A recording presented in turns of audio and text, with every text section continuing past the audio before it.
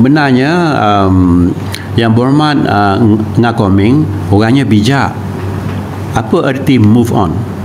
Tolong jawab. Bila disebut move on, orang kita kata alhamdulillah dah tak ada isu. Dia kata move on.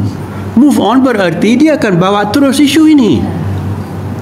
Tidak terfikirkah oleh kita move bergerak, on sambung. Jadi kita menganggap dah selesai. Di situlah kita khilaf. Dalam senyum dia menikam. Bukan dengan pisau, tapi dengan fikiran. Itu dia. Saya tak yakin ini akan berhenti. Beliau akan gembar-gemburkan lagi dalam tempoh yang lain. Mari kita fahami. Isu ini muncul pada 22 Jun tahun 2022. Ramai mana kita ada buat sebutan? Tak ada. Hari ini dah 17 hari bulan. Dah dekat-dekat 14 bulan. Dah dekat-dekat 10 bulan isu ini. Baru hari ini meletup. Sebabnya pemimpin politik ulung orang Melayu tak kisah. Asalkan pegang jawatan di situ. Tapi kalau pegang jawatan timbalan Perdana Menteri, mesti pegang jawatan dalam menentukan hak-hak masyarakat kita. Macam saya sebut tadi, saya tak nak perkauman, langsung tidak. Tapi apa yang ada dalam perlembagaan tadi, jangan takut menuntutnya. Itu maksud saya. Orang Melayu dah tak nak cakap lagi Semenanjung Tanah Melayu. Kereta api Tanah Melayu dah diambil di YTL. Diam juga. Jadi sebab itulah kita jadi korang durang. Bangkitkan perkara ini. Jadi saya tak percaya isunya habis. Move on berarti sambung lagi. Rumusan yang saya lihat, orang Melayu kurang menyuarakan fakta, tapi lebih perasaan politik. Seharusnya kita kuat dengan fakta, iaitu fakta undang-undang dan fakta konvensyen, selain daripada fakta politik. Jadi rumusan tadi yang saya buat ialah cadangan yang dikemukakan oleh Ngah Koming adalah satu rentetan yang lama kepada yang baru. Bermula dengan usaha beliau menjadikan tanah kampung baru di Perak bagi tempoh 999 tahun, kemudian terus kepada menjadikan kampung baru sebagai telapak politik besar orang-orang Tionghoa. Ini mesti dilihat dari sudut politik dan juga dari sudut undang-undang, selain daripada sudut convention. Bila kita berhujah supaya rakan-rakan kita dalam komuniti Cina tak bengis dengan kita tunjukkan bahawa bukan mudah nak jadi sesuatu yang didaftar di bawah Convention UNESCO, kecuali makan masa 3 tahun setengah dengan dossier 2 volume atau 2 jilid yang satu-satunya 4 inci dan memerlukan tempoh serta penglibatan pakar yang lama. Yang saya lihat dalam show yang dibuat oleh Ngah Koming tidak ada. Jadi rasa kecewa sedikit itu, beliau menyatakan bahawa ini disyorkan oleh Jabatan Warisan Negara. Kalau itulah yang sebenar, maka jabatan harus nafi. Jika tidak, perasaan orang Melayu terhadap Jabatan Warisan Negara akan menjadi negatif. Ini tidak bagus. Ulasan lain yang boleh saya beri ialah bahawa orang Melayu banyak masa ini tidak sedar bahawa hak mereka sudah hakis banyak. Mungkin disebabkan oleh sekatan-sekatan yang diadakan. Jangan bercakap pasal raja, jangan bercakap pasal agama, jangan bercakap pasal bangsa. Saya kira ketiga-tiga perkara ini tak salah di bawah Akta Hasutan 1948, Seksyen 4-2. Sebabnya, kalau tidak bercakap secara rasional tentang hak kita, apa lagi kita nak cakap?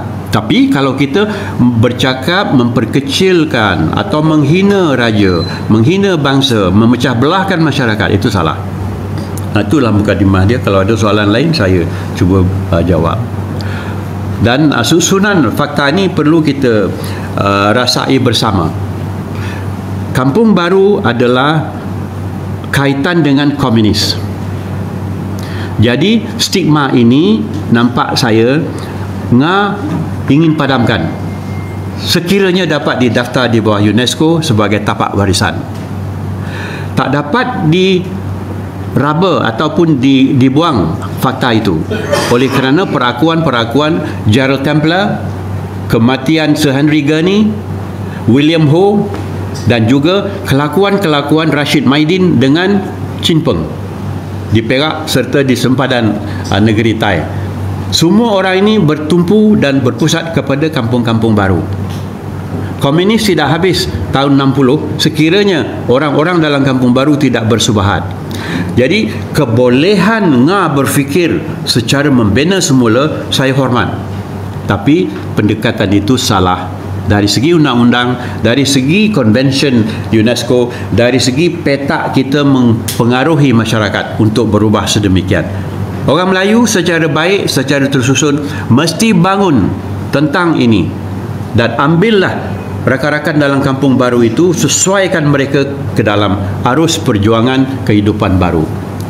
Kekecewaan saya tadi saya sudah lahirkan sebagai orang lama. Pertama ialah pemimpin ulung Melayu dalam parti memerintah tak bercakap apa. Perdana Menteri pun tak ada cakap apa. Timbalan Perdana Menteri pun tak cakap apa. Jadi bila tidak ada hal ini, orang lain akan menganggap bahawa ini sebahagian daripada hal yang boleh diterima. Kedua ialah didapati bahawa Jabatan Warisan Negara mesti bersikap neutral dan buat kenyataan. Jangan takut kepada menteri jikanya dihimpit ataupun dipengaruhi. Seterusnya, pegang teguh kepada undang-undang warisan tanah air kita, iaitu Akta Warisan 2005. Pegang itu, Seksyen 67 khasnya. Dan di situ dikatakan juga Seksyen 30 tak boleh dijadikan apa-apa heritage atau warisan selagi tidak menepati Seksyen 67 tadi. Ini sudah jelas. Jadi dalam hal yang sedemikian saya harap masalah yang ditimbulkan oleh Nga Komeng menjadi satu elemen penyatu kepada orang Melayu atas hak-haknya. Saya khawatiri dan rakan-rakan saya macam Prof telah bersama-sama tempoh hari mengutarakan supaya keteguhan bahasa Melayu itu punca kepada perpaduan, dan ini mesti dipegang baik-baik. Contoh-contoh berkecainya hal-hal ini sudah saya katakan tadi, meniru-niru bahasa yang tidak menyatukan kita. Dan orang-orang di kampung baru bagaimana? Cuba lihat balik bagaimana mereka berbahasa Melayu atau berbahasa kebangsaan. Tidak seperti Indonesia di mana warga di sana bercakap dalam bahasa Indonesia tanpa ketelohan, tanpa sesuatu yang menjadi musabab tidak fasih. Prof Awang dulu pernah berbincang dengan saya untuk menyatakan jalan-jalan menyatukan negara ialah bahasa. Tidak ada dua, tidak ada tiga. Oleh itu Dewan Bahasa dan Pustaka harus masuk ke kampung baru misalnya dan buat program, satukan balik dan beri nilai kepada masyarakat yang tidak mengajukan dasar bahasa, jiwa, bangsa.